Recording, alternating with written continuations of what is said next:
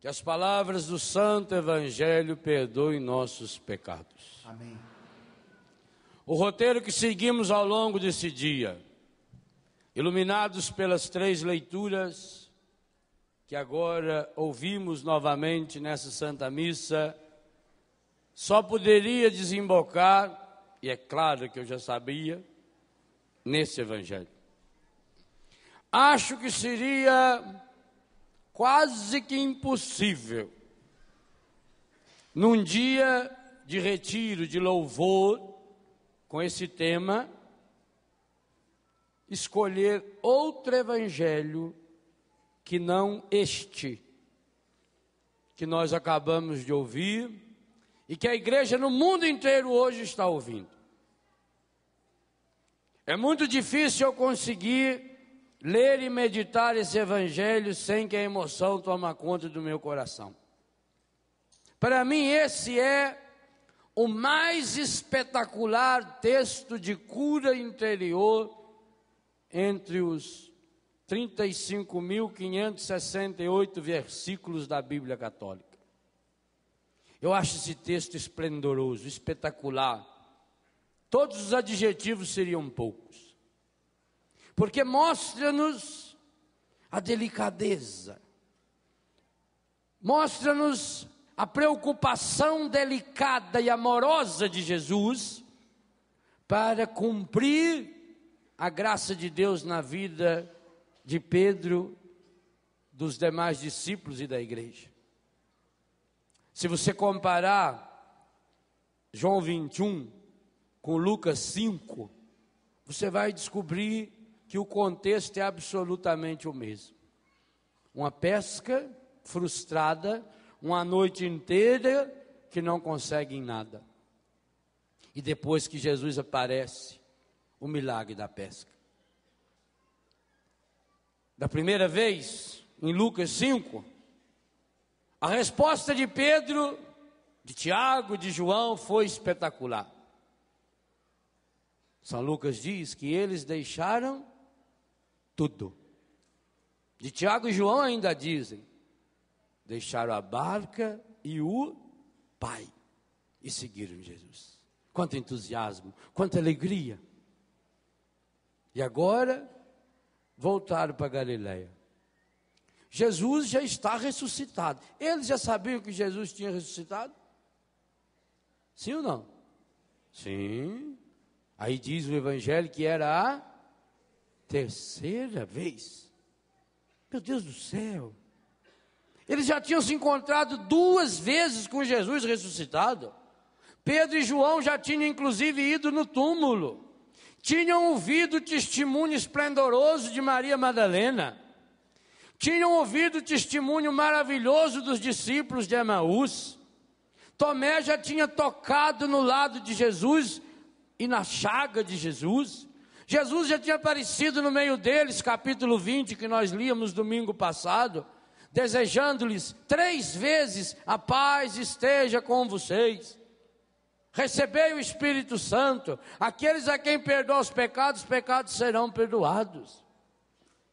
Mas, mesmo depois de tudo isso, faltava uma experiência. E que experiência? A experiência da cura interior. Pedro estava na Judéia quando Jesus morreu. Estava na Judéia quando Jesus ressuscitou. Jesus se encontrou com ele, segundo São João, na Judéia, lá no cenáculo. A ideia que nós temos é que essa é a primeira vez que Pedro vai para a Galileia. Tanto que o título na Ave Maria é Aparição na Galileia. A Judéia é lá em cima, onde está Jerusalém. Galileia aqui embaixo, onde está o mar de Tiberíades, as regiões ali de Caná da Galileia, da onde era Natanael, de Nazaré, que era muito pertinho dali. É a primeira vez que Pedro volta para Galileia. Ele e os demais. E no que ele volta para Galileia, naquele dia, naquela tarde, Pedro toma uma decisão que ele nunca tinha tomado desde o dia que largou aquela rede sem terminar de consertar lá na praia. É a primeira grande recaída de Pedro. Quando chegou na Galileia, quem sabe ao recordar de tudo isso que ele viveu desde que saiu dali para seguir Jesus, Pedro voltou ao homem antigo. Tinha uma marca terrível no seu coração, que embora já tivesse sido perdoada por Jesus, na hora em que ele olhou para o Senhor e chorou amargamente, já tinha sido absolvida pelo Senhor no sangue derramado na cruz, mas precisava curar o seu coração. Pedro estava com o coração ferido. Então, quando ele chega na Galileia, volta à tona o homem velho. E Pedro diz, ele convidou os apóstolos? Ele fez algum convite? Não. Ele toma uma decisão. Qual? Vou pescar. Meu Deus, parece ser tão simples. Mas o que significava Pedro dizer vou pescar?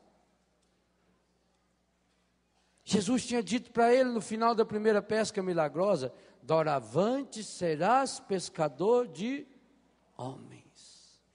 E ele volta agora a ser pescador de peixe.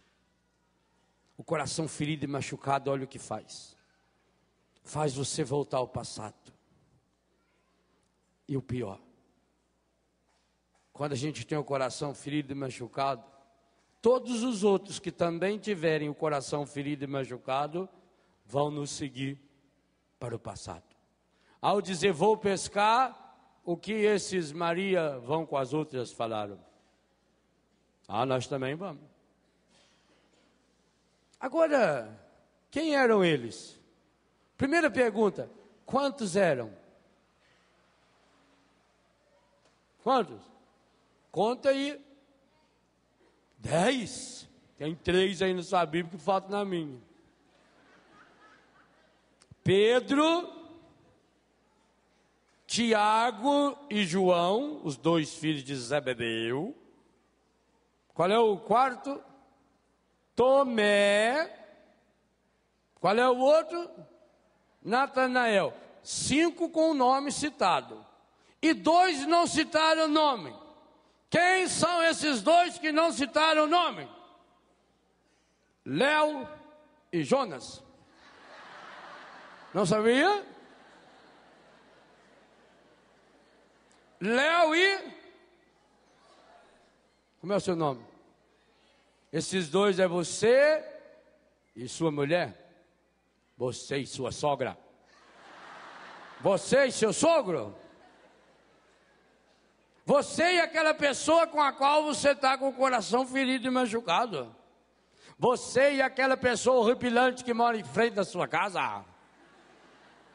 Aquela que você não gosta nem de falar o nome. Para formar um grupo de 7. Por que 7?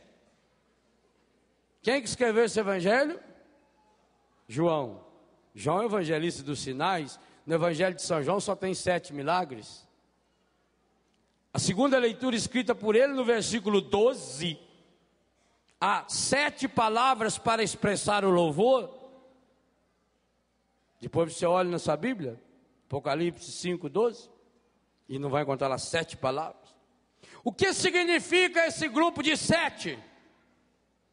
7 significa todos. Significa que quando Pedro falou, vou pescar, a igreja foi com ele. Mas, dos nomes citados, por que será que citam esses? Quem eram esses outros nomes citados?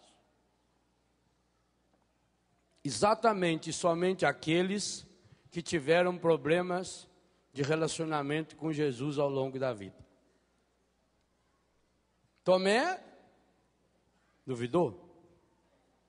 Tiago e João queriam meter fogo na Samaria. Se o Senhor quiser, né, manda botar fogo lá. Tanto que Jesus deu um apelido para eles, que Deus o livre. Boanerges, filhos do trovão. Natanael. Quem era Natanael? Natanael é aquele que falou: de Nazaré pode vir alguma coisa que presta. E os outros dois, eu e você. Só seguiu Pedro os apóstolos que tinham alguma ferida no coração. E por isso que Jesus vai aparecer para curá-los. Quando alguém que tem o coração ferido e machucado, o padre, a mãe da família, o pai da família, o coordenador do grupo, quando ele tem o coração machucado, ele vai para um buraco e leva todo mundo junto. Família que tem o pai mal-humorado, até os cachorrinhos são mal-humorados. Família que tem uma véia mal-humorada, o gato, ele arrepia. Não é assim? Família de gente braba, você não chega perto do boi. Até o cordeiro é brabo, dá cabeçada na gente. Tem uma pesquisa que está na revista Psicologia e Ciência do mês de abril, que o cachorro vai ficando parecido com o seu dono. Por isso que eu quero comprar, e se você tiver, pode me dar que eu aceito, bulldog inglês. Eu acho aquele cachorro a minha cara. Se você tiver, pode me dar, eu levo. Isso aqui. Bicho bonito. Ele também tem 2 queixos. Olha que coisa. Ô pai, o senhor tem o coração machucado? O senhor está indo para o buraco? Está levando a família atrás. A senhora, eu fui, não chamei ninguém, vocês eram oferecidos. Pedro, por acaso, convidou alguém para ir com ele? Eu não chamei vocês, por que vocês vieram também? Quando o chefe, quando o coordenador, quando o padre, quando o superior, quando o pai e a mãe têm o coração ferido e machucado, ele leva a família inteira para baixo. Basta um, aonde tem um pessimista, logo junta outro, e outro, e outro, e vai indo. Que povo, é verdade, que coisa, né? É a vida, filho. Começo é assim, depois pior, Mas também você não é o primeiro, nem é o último, verdade. Vai fazer o quê, né? Deus quis, né? Pedro voltou atrás. Que tristeza. A gente não pode voltar atrás. Jesus disse: quem põe a mão no arado e olha para trás, pergunta por que não é digno de mim. Nós não temos esse direito de voltar atrás, porque tem muita gente que foi com a gente e que também vai voltar. E que não vai achar o caminho da volta. Como é triste alguém derrotado na sua vocação. Meu Deus, quantos casamentos estão se acabando por isso? Porque o marido ou a esposa foi deixando se tomar pelo pessimismo, pelo coração ferido e machucado. E um belo dia, vou pescar. Cada um foi para o seu lado. Mas levou junto o filho, a filha, que é capaz de passar anos e não consegue esquecer. Acontece que eles foram pescar.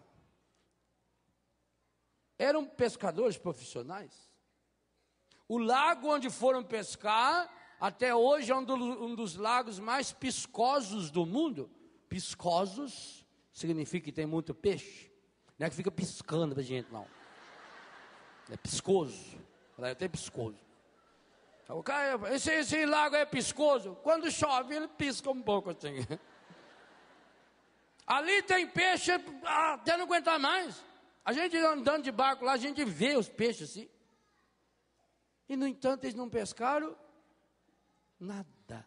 Passaram a noite inteirinha. E por que não pescaram? Porque é assim mesmo. Vê que o povo fala: desgraça nunca vem sozinha, não. Desgraça vem sempre acompanhada. A Bíblia diz: um abismo chama outro abismo ao fragor das suas cascatas. Cava um buraco no fundo da sua casa e deixa aberto para ver. Logo está enchendo de sujeira. Eles não pescaram porque eles não estavam lá para pescar. Cada um estava olhando para dentro de si mesmo. Natanael devia estar pensando, mas minha mãe do céu, onde eu estava com a cabeça quando eu fui falar aquele negócio? De Nazaré pode ver alguma coisa que presta. E ele viu ele embaixo da figueira. O Tomé pensando, por que eu faltei na missa domingo passado? O Tomé faltou na missa no domingo, não viu Jesus a primeira vez. Perdeu uma vez. Sorte dele que foi no domingo seguinte para a missa. Tem gente aí, ó, que Jesus já foi umas 15 vezes lá, não achou ele. Tomé falou, para que eu fui duvidar? Aí, e o Pedro está lá, eu neguei ele 3 vezes. Tiago e João diz, Tiago abandonou. Meu Deus, João, por que nós não saboreou melhor a presença dele? Eles não pescaram nada, gente, porque quando você tem o coração ferido e machucado, nada dá certo, tudo dá errado. Mesmo que você seja o melhor motorista do mundo, você bate o carro. Só vai fazer aquele bolo, né? Aquela raiva lá e bate, queima a batedeira, gruda a manteiga, mas não gruda o bolo, assa, não cresce, até o fermento parece que está mais azedo que o normal. Queima o feijão, a senhora escolhe o feijão e põe para cozinhar o ruim e joga fora o bom. Está quase terminando de tirar aquele bardão de leite assim, escorrega, a vaca dá um coice. Você já chuta lá para os quintos dos infernos na mesa, porcaria dessa vaca. Não é assim? Aquele arroz, aquilo está grudado. Já olha o gás e está azulando. Ah, meu Deus. Compromisso atrasado. Aquela delicadeza de marido que está quase chegando. Ainda vai trazer a senhora mãe dele para passar uns dias ali. Quando você tem o coração machucado, nada dá certo. Pescar o quê? Nada. Noite inteira lá, só espantando pernilongo. Mas quando passou a noite, ao amanhecer, quem estava na praia? E eles viram Jesus? E por que não viram? Porque estava olhando para si mesmo. Estava cabisbaixo. As pálpebras pesadas. Estava emburrado. Gente, isso aqui é um absurdo que está escrito aqui. Pois eles foram capazes de ouvir Jesus. Claro, também Jesus foi inteligente, chamou eles de moço. Aí, vê se não está aqui. Se Jesus falar, vem arada, eles não escutavam. Aí Jesus falou, moço, já ouviram. Estava 100 metros, gente. É daqui lá, ir, voltar, chegar lá de novo. É longe. Na beira da praia, a água vai, não é assim? É muito mais fácil você ver um vulto lá a 100 metros do que escutar a voz, não é não? Como é que eles escutaram e não viram? Porque eles não estavam olhando. Jesus chegou, fez um elogio. Qualquer pessoa fica feliz quando fala, moço, a senhora está bonita, gorda. Tá aqui um capado, tá bacana. Ô moço, vocês têm peixe aí não? Não tem nada, ixi. Joga direito a rede, disse Jesus. Aí falou que é do lado direito, mas a tradução certa na minha Bíblia é joga a rede direito. Vocês estão jogando errado. Aí jogaram, já pescaram um monte. O João, mais novo, raciocínio mais rápido, virou e falou, é o Senhor. No que eles jogaram a rede, pescaram um monte de peixe. Versículo 6 chama a minha atenção. Jesus disse: lançai a rede do lado direito. Lançaram-na, e já não podia arrastá-la por causa da grande quantidade de peixe. Grava esse versículo 6. Os 7 juntos não conseguiram arrastar a rede, porque tinha muito. Diante disso, o que João falou? É o Senhor. No que ele falou, é o Senhor, o que Pedro fez?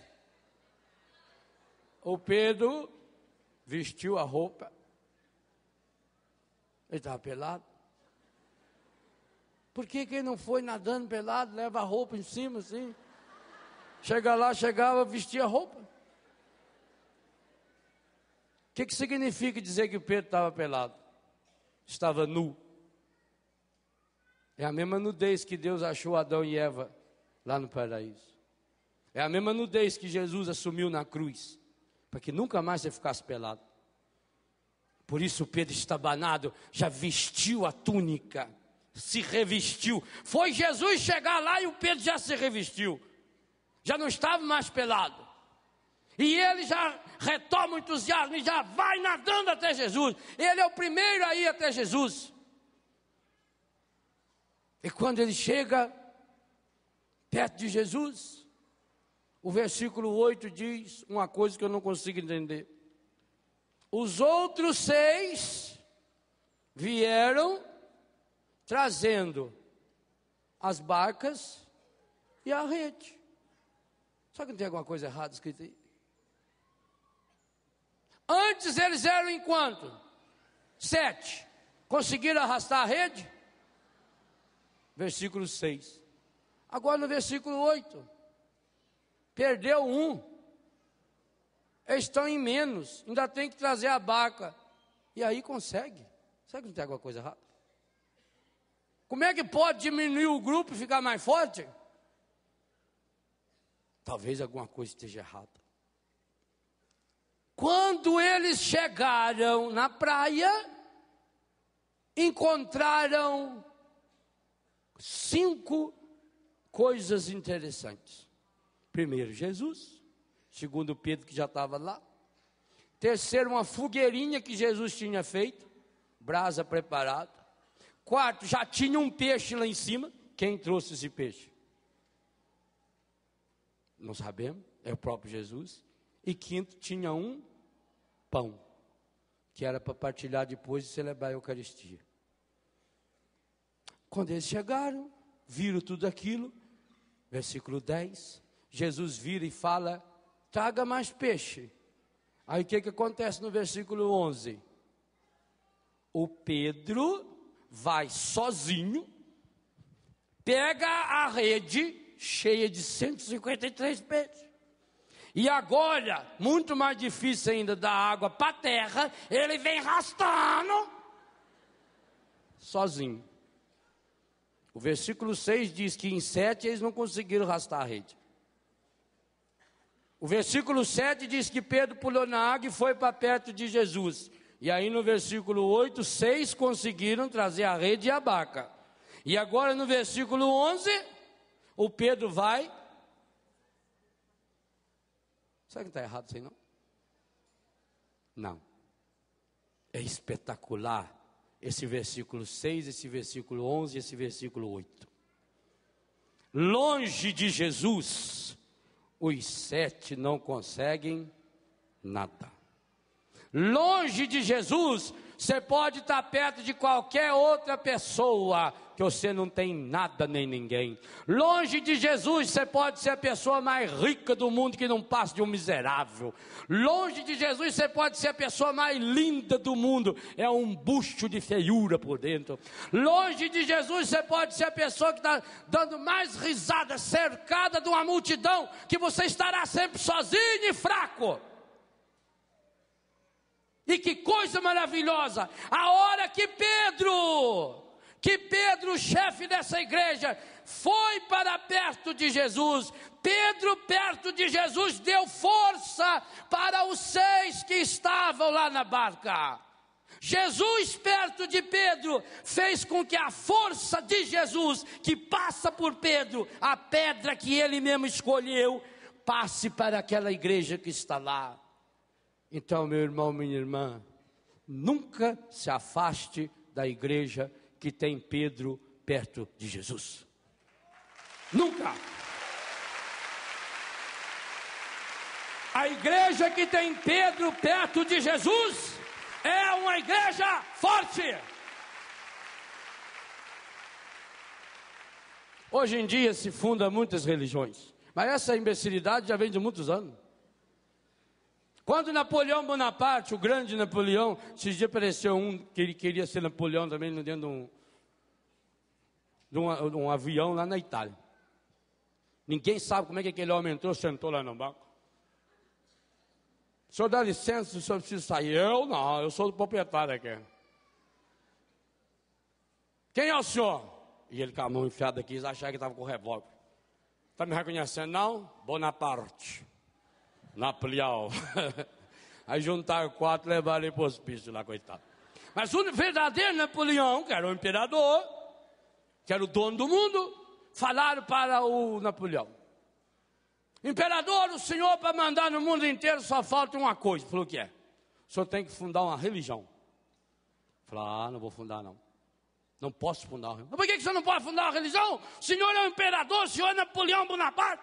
Falou: eu não. Para fundar uma religião tem que fazer 2 coisas. Uma eu não quero, a outra eu não sei se eu posso. Mas como? O senhor é Napoleão Bonaparte. O que desse mundo que o senhor não pode fazer, o senhor pode tudo. Qual é essas 2 coisas que o senhor falou que tem que fazer para fundar uma religião? Falou: bom, a primeira coisa a fazer é morrer na cruz. Eu não estou interessado. E a segunda é ressuscitar. Eu sei lá se eu consigo. Então eu não vou fundar a religião. E não fundou, graças a Deus. Vê que ele não era muito louco.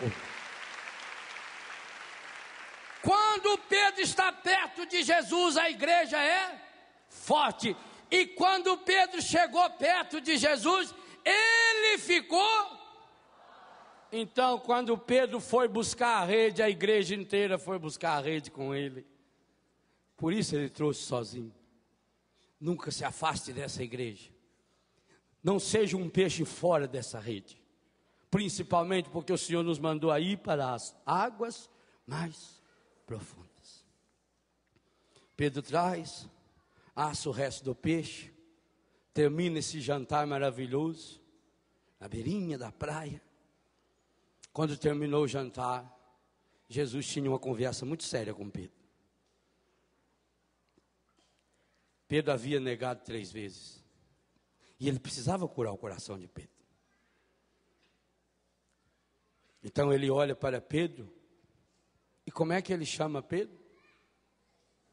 Chamou Simão pelo nome antigo. Chamou Pedro pelo nome de Simão. Simão significa frágil, fraco, mole, que balança fácil. E Jesus trocou o nome dele a partir do substantivo Kefas, pedra, para Pedro. Mas o Pedro tinha voltado a ser. Então Jesus vai lá no Simão, vai lá no problema dele, vai fazer Pedro mostrar com as 2 mãos a sua casca.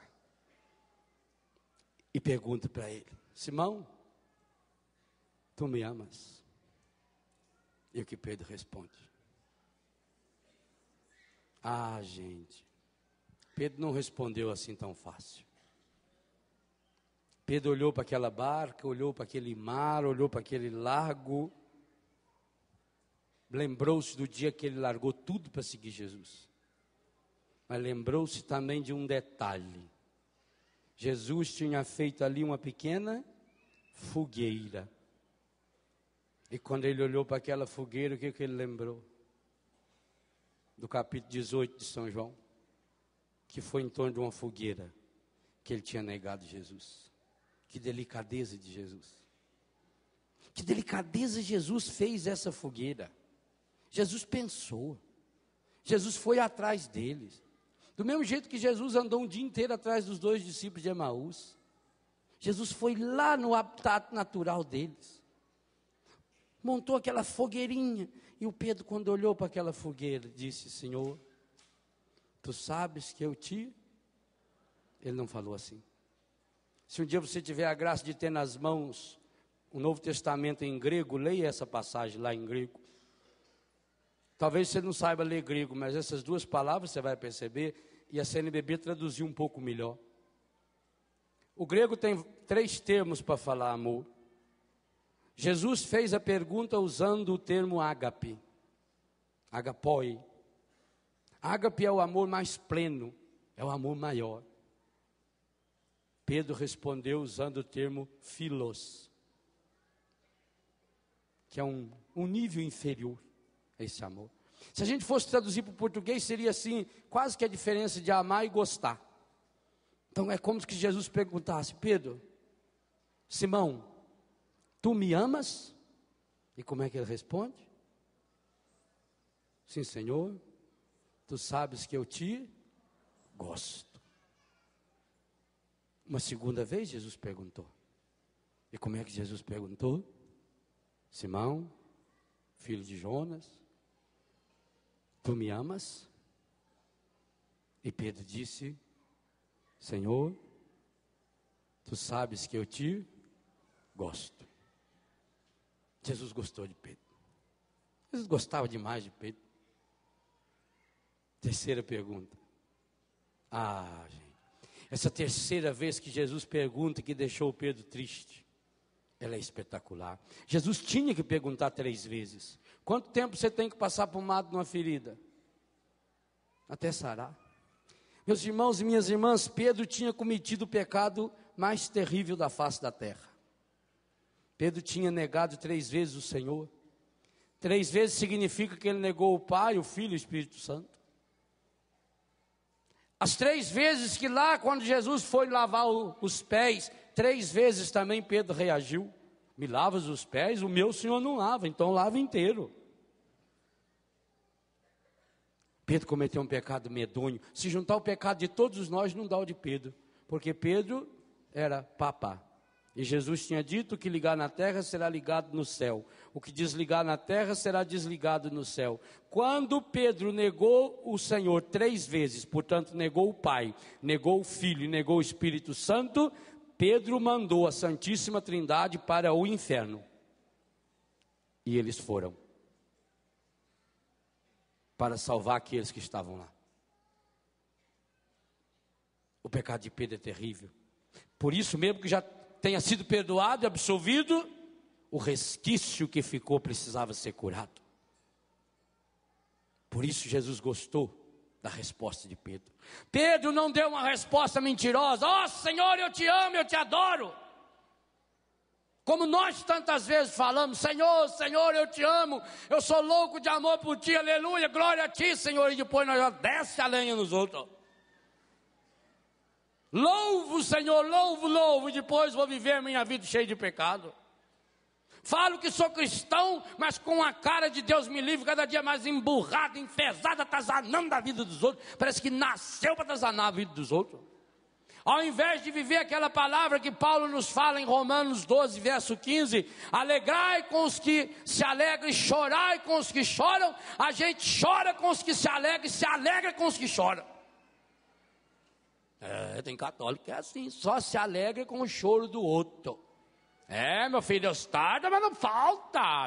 Aqui se faz, aqui se paga. Quem ri por último, ri melhor. E chora com a alegria do outro. Eu estou tão triste porque o colega meu foi promovido e eu não. A inveja faz a gente fazer o contrário. Alguns de nós fazemos exatamente o contrário com esse versículo 15 do capítulo 12 de Romanos. Mas Simão Pedro não, ele foi honesto. Ele não disse: eu te amo, eu te adoro, eu te venero. Ele disse: eu te gosto. Terceira vez. Essa terceira vez é espetacular. Porque nessa terceira vez há uma mudança na pergunta. E essa mudança é feita por parte de Jesus. A terceira vez, Jesus pergunta usando filos. Jesus olha para Pedro e diz: Simão, filho de Jonas, tu gostas mesmo de mim? E Pedro muda a resposta. E o que ele muda na resposta? Senhor, vírgula, sabes tudo. Esse tudo não apareceu nas outras vezes. Vírgula, sabes que eu te gosto. Então, pela terceira vez, Jesus disse: apacenta os meus cordeiros. Meus irmãos, essa é a experiência que eu e você precisamos fazer. A experiência da nossa verdade, por mais dolorida que seja. Nós precisamos ter essa coragem de pegar nossa mão, as duas mãos, feita a Eucaristia, e colocar aqui a nossa casca. Que adianta a gente ficar achando culpados para justificar que a gente errou, que foi isso, que foi aquilo, que se você estivesse no meu lugar você ia fazer a mesma coisa. Não adianta, não adianta. Pare de ser infeliz. Ou como diz o mineiro, já num grau mais elevado, não seja um desinfeliz. Pare de ser um infeliz, pare de atazanar a vida dos outros. Não interessa a idade que você tenha, perder a papa, e Jesus não tirou dele essa sua missão. Mas foi preciso, e Jesus foi capaz de ir lá na beira da praia, montar essa fogueira. Foi preciso montar essa fogueira para curar o coração ferido desse homem, para que esse homem pudesse tornar-se aquilo que ele era. E que coisa linda e maravilhosa, porque Jesus não fez uma entrevista dessa com cada um dos discípulos que estavam juntos. Porque Pedro, com o coração curado, a igreja está curada. Nós sabemos que hoje nós somos essa igreja forte em Deus, porque temos o Pedro que temos, a têmpera, a forja que é João Paulo II, esse homem do coração curado, esse homem do coração restaurado, esse homem que já se encontrou inúmeras vezes com esse Senhor, e cada vez que se encontra com Ele, nos leva cada um de nós juntos até Ele. É para mim, para você hoje esse convite do Senhor. Esse é o grande segredo que o Senhor quer nos dar hoje para curar o nosso coração. Hoje, ao receber Jesus na fogueirinha da sua mão, não tenha medo de descer o nível feito Jesus fez. Eu fico impressionado com Jesus. Jesus se abaixa, Jesus desce o nível. Jesus abaixou a pergunta, Jesus levou a pergunta para o nível que a sinceridade de Pedro entendia.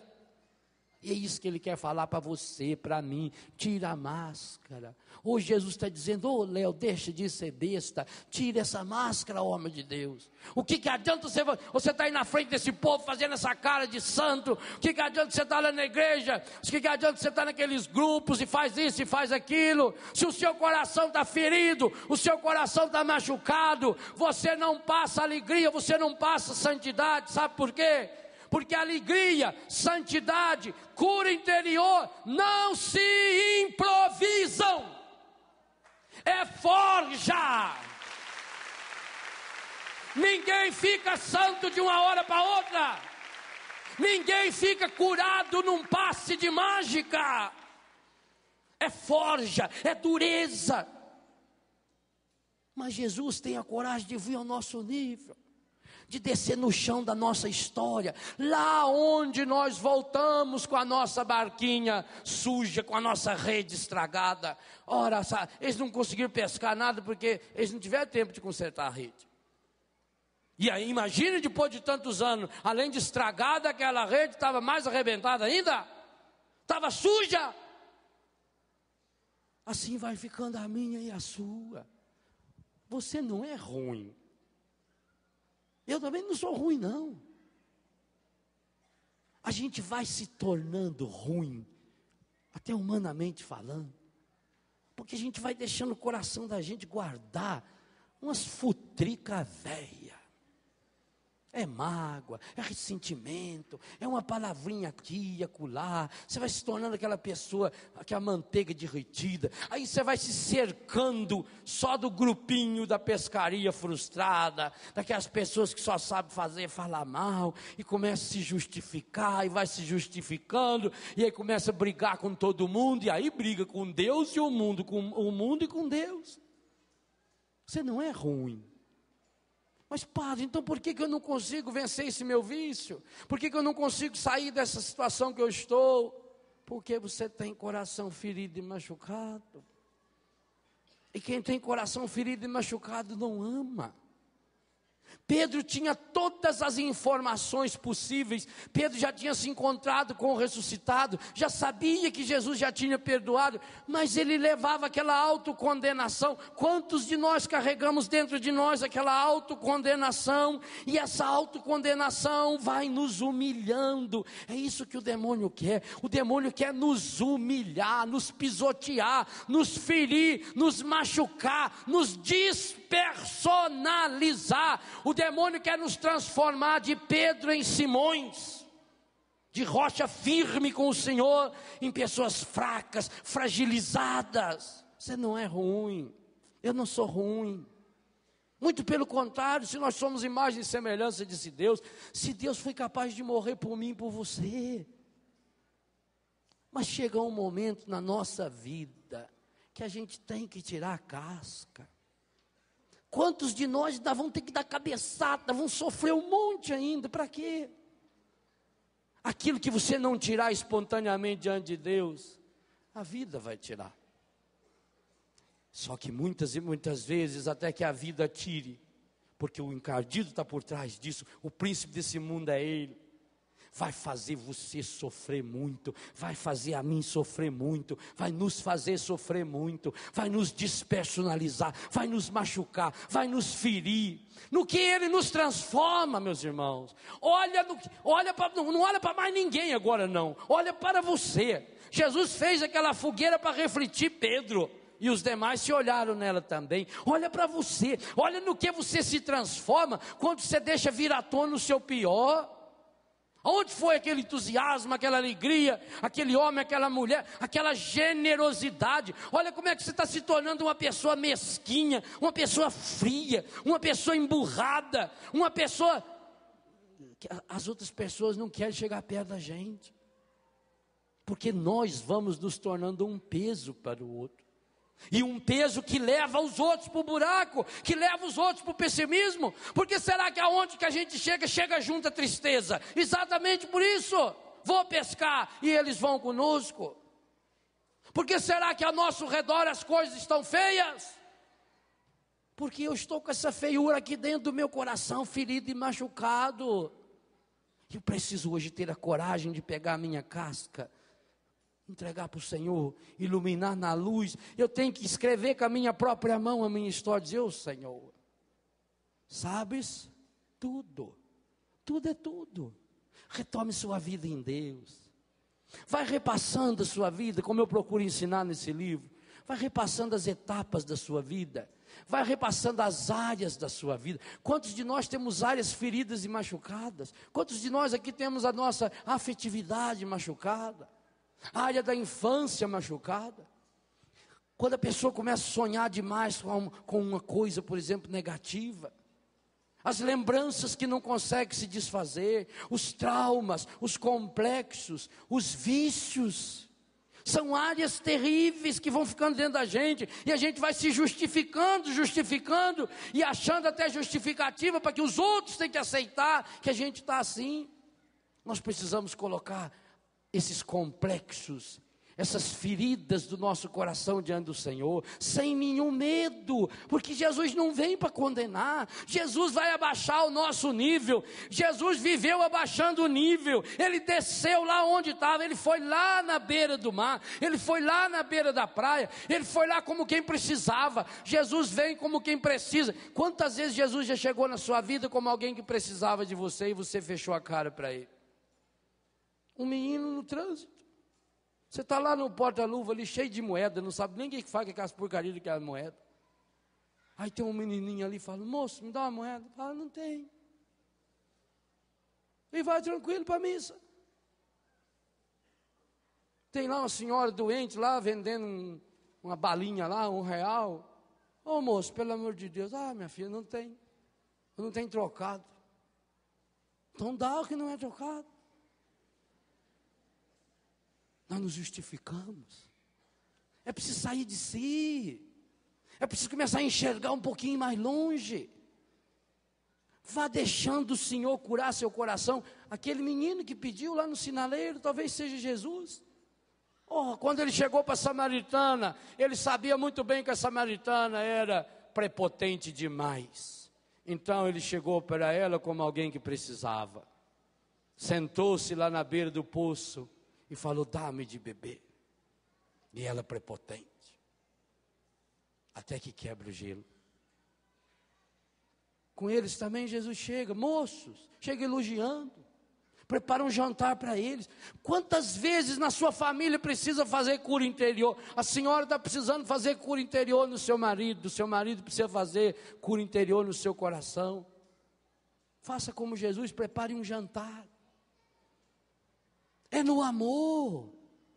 Jesus não foi para lá com as pedras na mão para jogar neles. Também Jesus não tem essas pedras para jogar em você e nem em mim. Ele vem com amor, ele desce ao nosso nível. Ele se coloca diante de mim e de você como alguém que está precisando de mim, alguém que está precisando de você. E quantas vezes só está precisando de uma palavra? Uma palavra, um olhar, um sorriso. De quem gesta Deus aqui dentro do coração. Mas como é que eu vou gestar Deus dentro do meu coração? Se o meu coração está ferido, se o meu coração está machucado, e eu vou cada vez rolando mais pedra, e rolando mais pedra, e machucando, e me justificando, e achando culpados, e inventando desculpas, e cada vez vou me tornando mais tenso, e me escondendo, vou me fechando em mim mesmo, e saio dessa comunidade. Aqui começou a aparecer meu defeito, eu saio e vou para lá, e saio e vou para lá, e vou para lá, e vou trocando de amigo, e vou trocando de marido, e vou trocando de mulher, e vou trocando, e vou mudando de grupo, vou mudando de igreja, vou mudando de comunidade, eu vou mudando, até que alguém comece a falar as verdades da minha cara, eu mudo, porque eu quero proteger o meu coração, a minha prepotência. Arranque essa máscara, quebre a casca na misericórdia de Deus hoje. Não tenha medo hoje de falar para Jesus igualzinho Pedro: Senhor, sabes tudo. Esse tudo é tudo. Sabe, Senhor, sabes que eu gosto demais do Senhor, que eu larguei tudo por causa do Senhor, mas que eu neguei o Senhor, que eu não fui fiel. E quem de nós não faria a mesma oração? Desde a primeira vez que você largou tudo para seguir Jesus, eu como padre, você como seminarista, como religioso, como religiosa, consagrado, jovem, marido e mulher, foi aquele entusiasmo, aquela alegria. Mas com certeza, nessa caminhada da vida, aconteceram situações, não adianta querer justificar se foi culpa sua ou se não foi. Aconteceram essas situações que foi tornando você, esse coração ferido e machucado. E nós sabemos o que acontece conosco quando a gente tem uma ferida. Quando a gente tem um machucado, a gente não quer que ninguém chegue perto. Então a pessoa vai ficando assim, ridia. Ninguém pode chegar perto, ninguém pode falar nada, ninguém pode falar o defeito da pessoa. O menininho falou para a mãe: olha lá o careca, não fala baixo, menino. Olha, mãe, ele não sabe que é careca. Careca, pronto. Mostra a sua careca do seu coração, a fraqueza. Hoje pega Jesus na mão e fala: Senhor, sabes tudo. Faça isso agora. Jesus está aqui, Ele está descendo do nosso nível, Ele está aí com você, nessa cama, nesse sofá, Ele está aí sentado dentro do seu carro, aí onde você está agora, você pode fazer a oração mais revolucionária da face da terra, pois Jesus foi lá na beira da praia.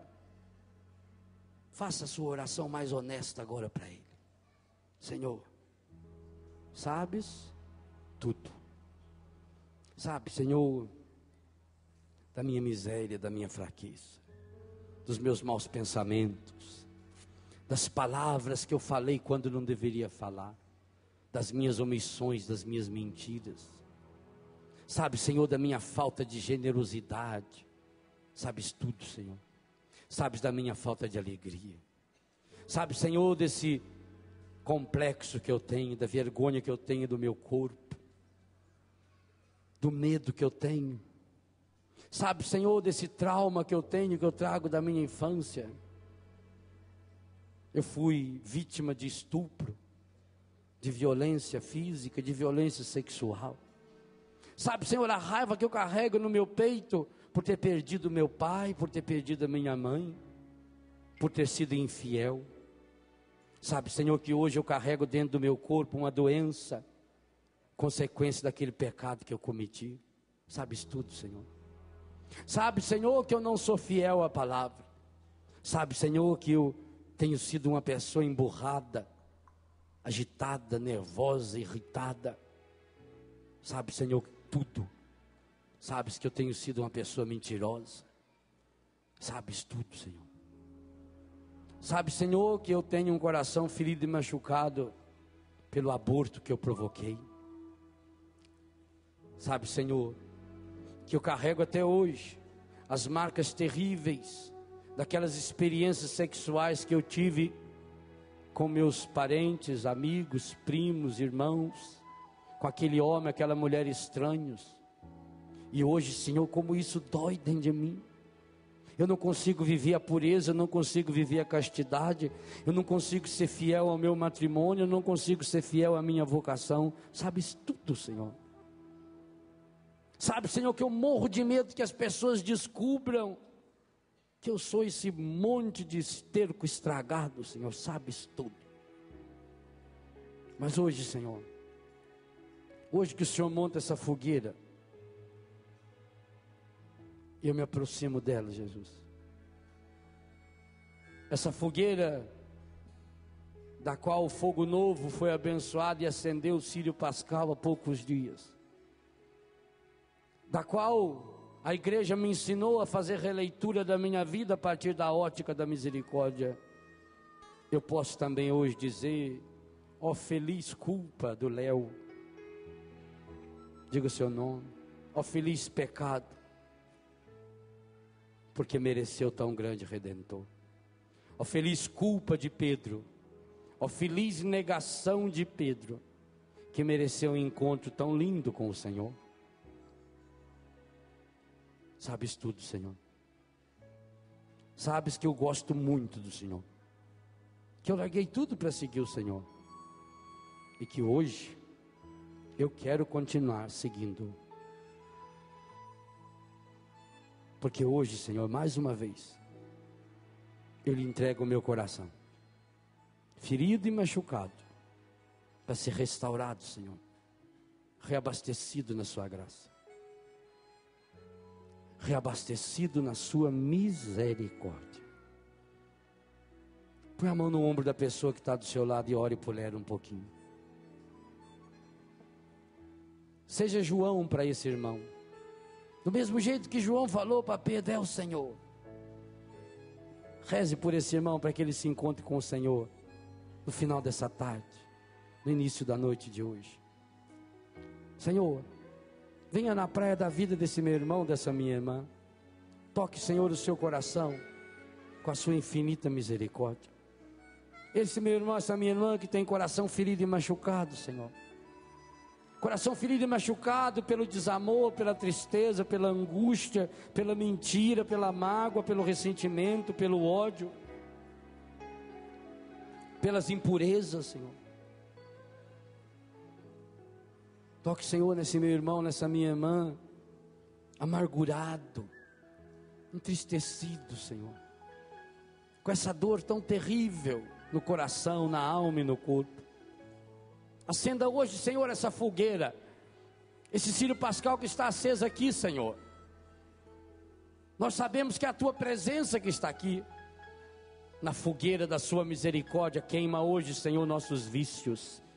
Joga fora hoje para o Senhor os seus vícios que precisam ser queimados na fogueira da misericórdia.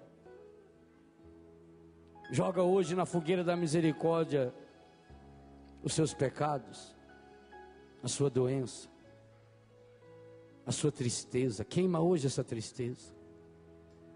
Peça, o Senhor, queima a tristeza no coração desse meu irmão. Queima esse desânimo. Queime essa angústia. Põe a mão no seu próprio coração agora e peça. Sabes tudo, Senhor. Queima hoje, Senhor, por tua misericórdia, por tua infinita bondade, pela ternura do seu coração rasgado na cruz. Queima, Senhor, as raízes das minhas mágoas, dos meus medos, das minhas infidelidades. Eu quero ser essa pessoa nova. Eu quero segui-lo, Senhor. Eu quero obedecer sua palavra e voltar a ser, Senhor, esse homem, essa mulher, novos, restaurados, banhados no rio da sua infinita misericórdia.